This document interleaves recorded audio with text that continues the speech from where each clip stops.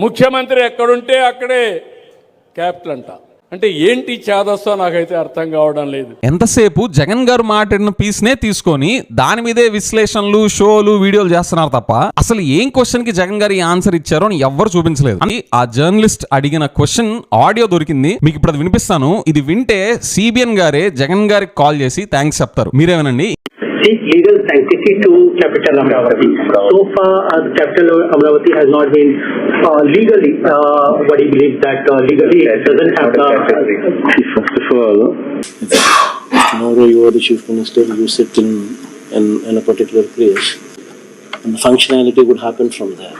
ఆ జర్నలిస్ట్ అడిగిన క్వశ్చన్ ని జగన్ గారు ఇచ్చిన ఆన్సర్ ని కలిపి చూడండి. అమరావతి క్యాపిటల్ గా లీగల్ శాంక్టిటీ ఉందా లేదు కదా అని అడిగితే జగన్ గారు క్యాపిటల్ అనే వర్డే కాన్స్టిట్యూషన్ లో లేదు, గవర్నమెంట్ ఎక్కడుంటే సీఎం ఎక్కడుంటే అదే క్యాపిటల్ అని చెప్పి అన్నారు. అంటే దీని అర్థం ఏంటి? ఇప్పుడు సీఎం గా సిబిఎన్ గారు అమరావతి నుండే స్టేట్ రన్ చేస్తున్నారు కాబట్టి as a chief minister legal గా అమరావతికి లీగల్ శాంక్టిటీ లేకపోయినా కూడా ఇదే క్యాపిటల్ అనే కదా అర్థం. ఇది సిబిఎన్ గారిని ఎత్తిన పాలు పోస్తున్నట్టు కదా.